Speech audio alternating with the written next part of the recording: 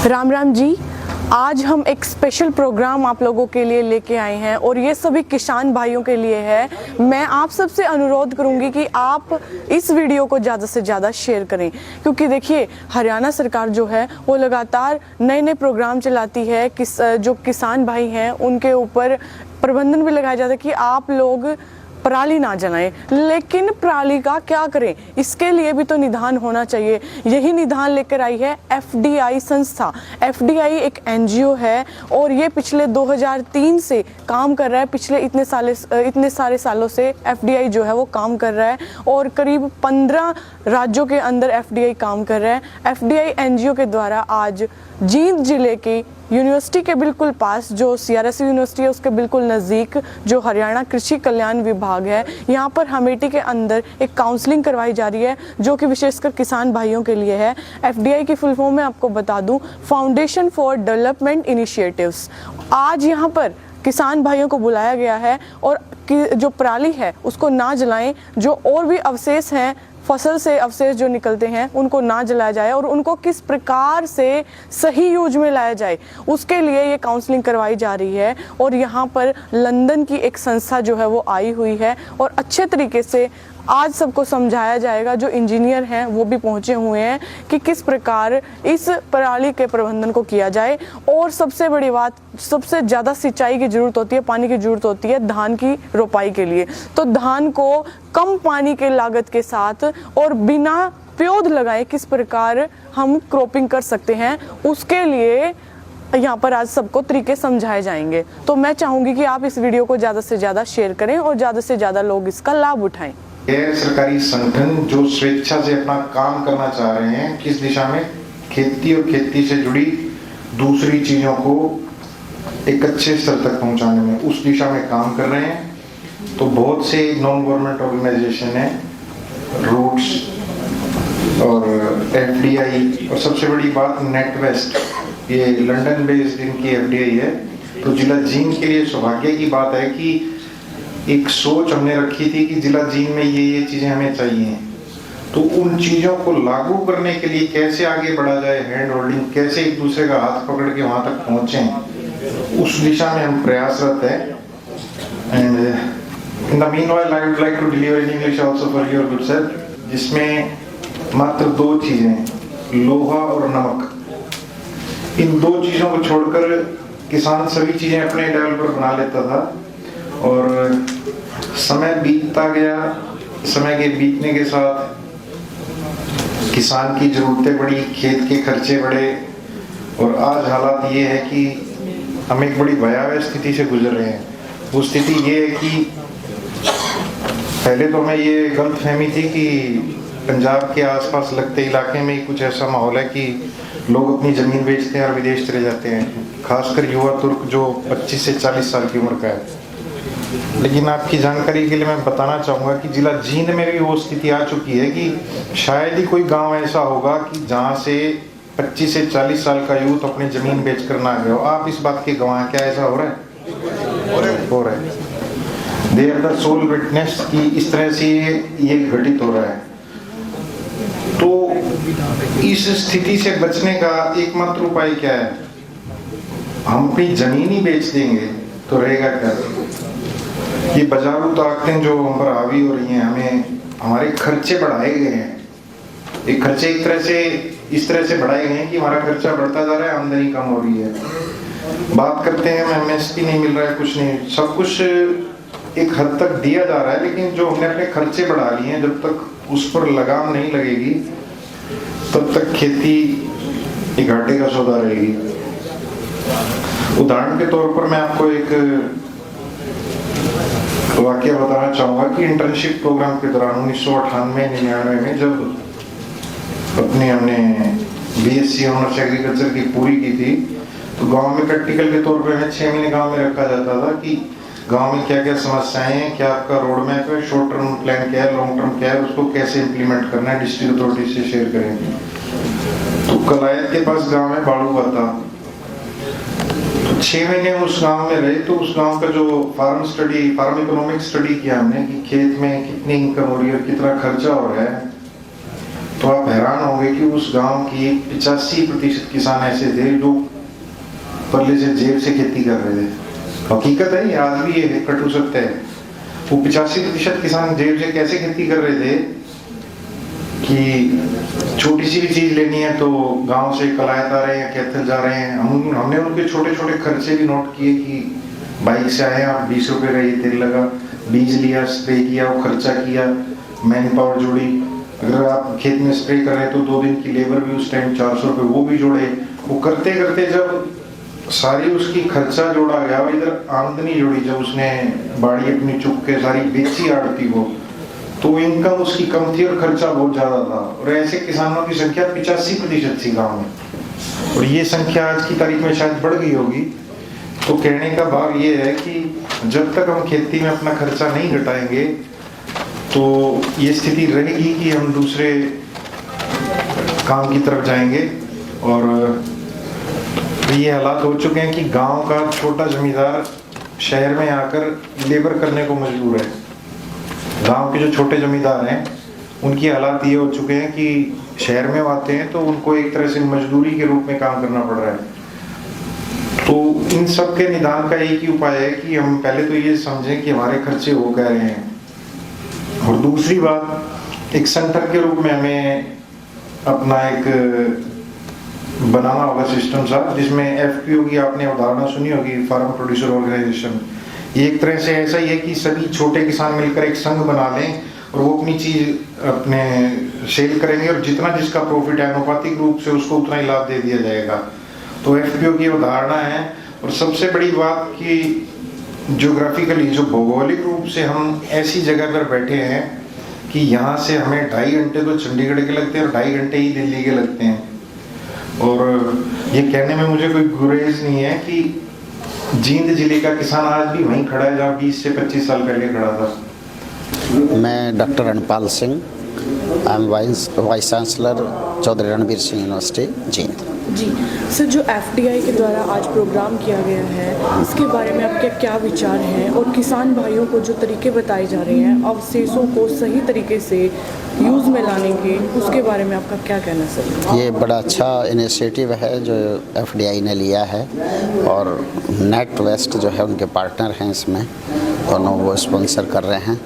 बहुत ही अच्छा किसानों के लिए ये, यदि इसको सही तरीके से जैसे इन्होंने प्लान किया जाए तो बहुत अच्छा जो है रिजल्ट इसके आने की संभावना है।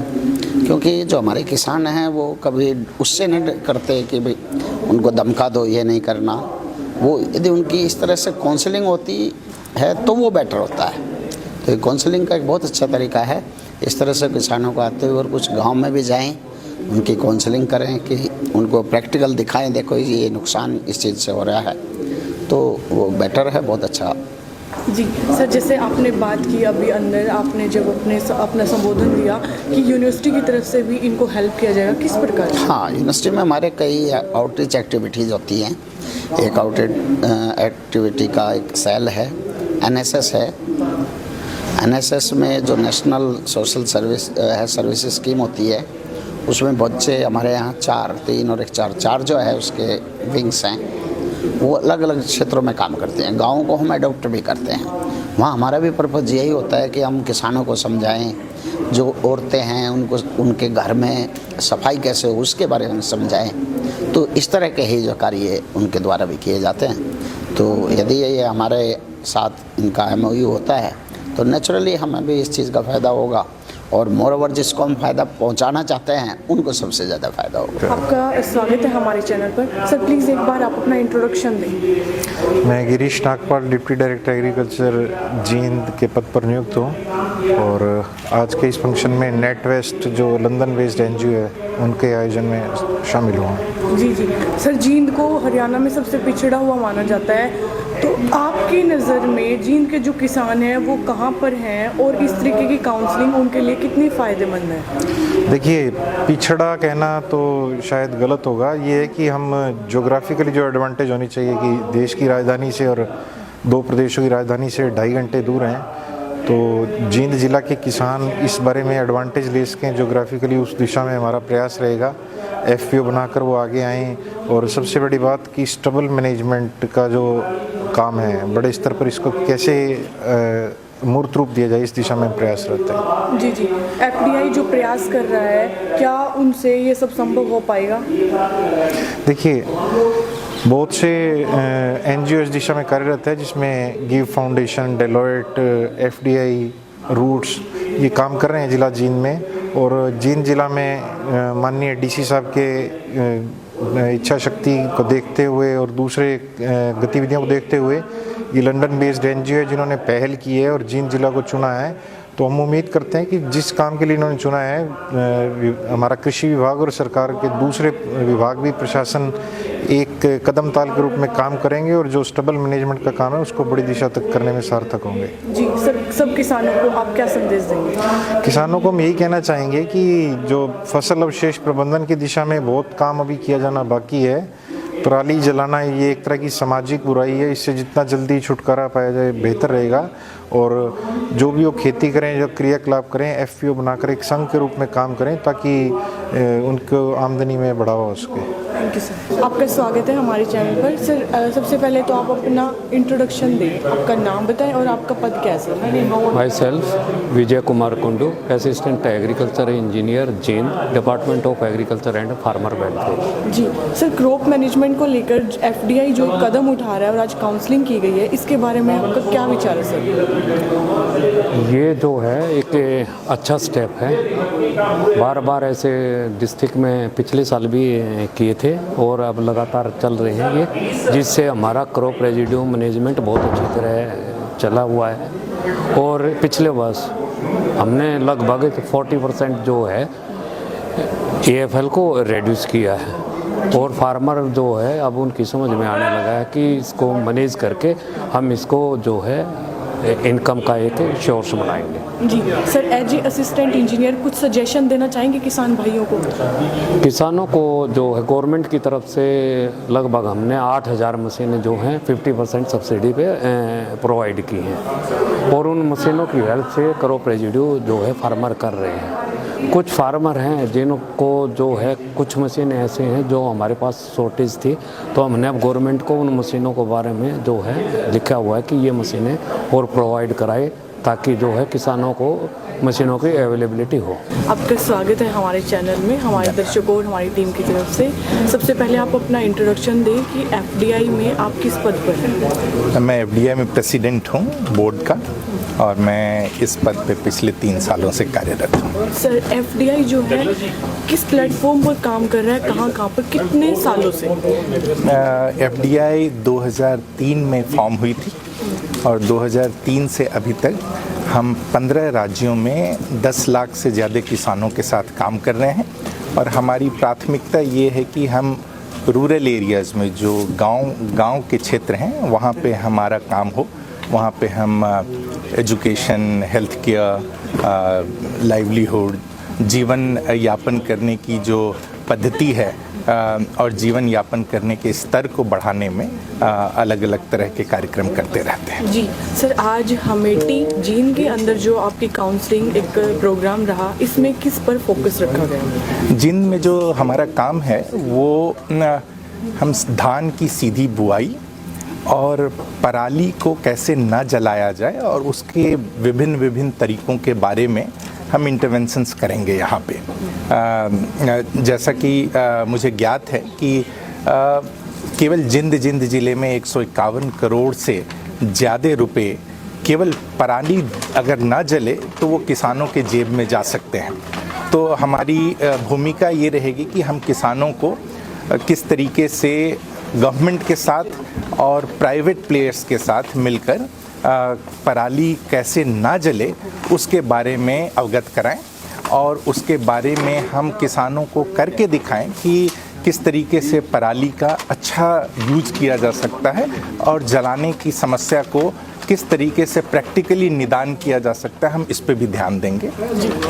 सबसे बड़ी जो चुनौती है किसान की जो हम देखते आए हैं यहाँ पे, वो ये है कि किसानों को समय नहीं मिल पाता है पराली को सही तरीके से यूज में लाएं उसके लिए।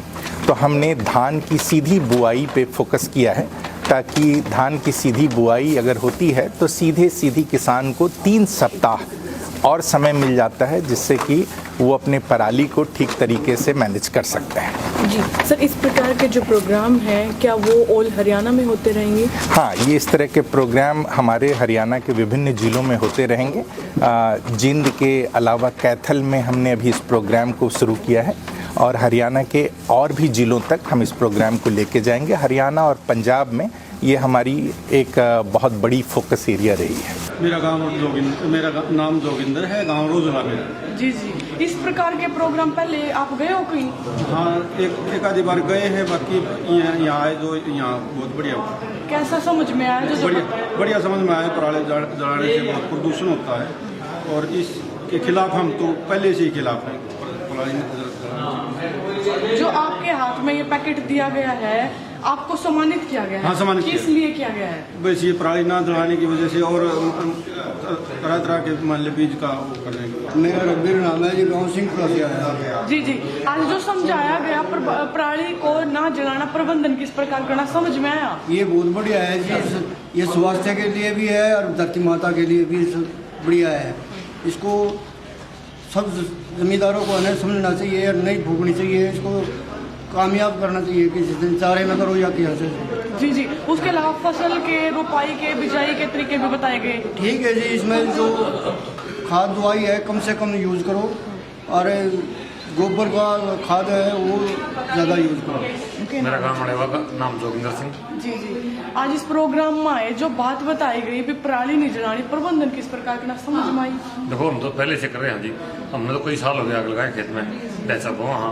और पराली का तो पहली बात देखो, किसान पराली को नहीं जलाता। क्यों नहीं जलाता? जब जो हाथ से कटाई हो तो बिकी जाओ है। और जो रही बात कंपेन की, सारे इलाके में कंपेन वाली चीज भी लगाई जाती है। जैसे 11 की लगाओ, ज़्यादातर बासमती लगाओ तो कटाई हाथ से हो है।